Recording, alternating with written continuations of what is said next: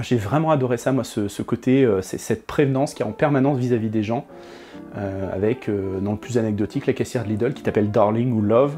Quand t'as pas l'habitude, tu te dis, ça fait quand même un peu proche.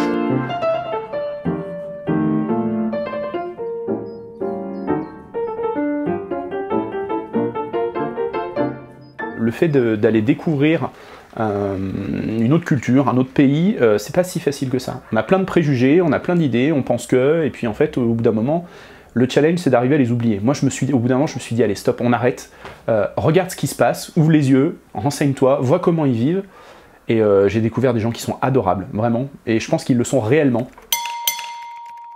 Entre 2005 et 2006, la période des grosses manifestations contre le contrat première embauche en France, à ce moment-là. Et en Angleterre, c'était regardé de façon très moqueuse, sans les petits Français repartent en guerre, etc. Et c'est vrai que donc je revenais en France régulièrement, pendant les périodes de vacances ou autres, hein, pendant mon séjour. Et je me suis mis à trouver ça ridicule. Ce côté, tout le monde descend dans la rue, on n'est pas content, etc. Parce qu'en Angleterre, à ce moment-là, je dis bien à ce moment-là, hein, c'était il y a plus de 10 ans maintenant, mais à ce moment-là, c'était pas encore trop la culture de la grève.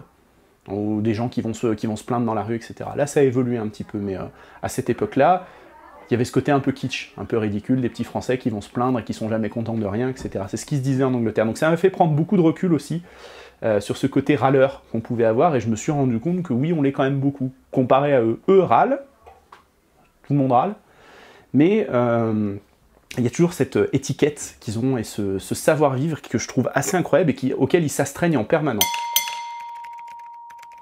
Le fait d'arriver à la caisse dans un magasin et qu'on te demande est-ce que vous avez tout ce qu'il vous faut? Je te parle d'un grand magasin, c'est-à-dire que intérieurement, je me suis dit, si je te demande une télé, est-ce que tu vas aller la chercher? Tu vois, ce côté où c'est même reflété jusque dans leurs panneaux, quoi, sur les routes, c'est indiqué quand est-ce qu'il faut ralentir. Avec le slow now juste avant l'entrée des ronds-points.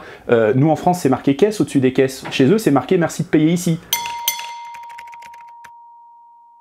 Les choses que ça m'a appris, c'est vraiment, il n'y a pas de questions bêtes.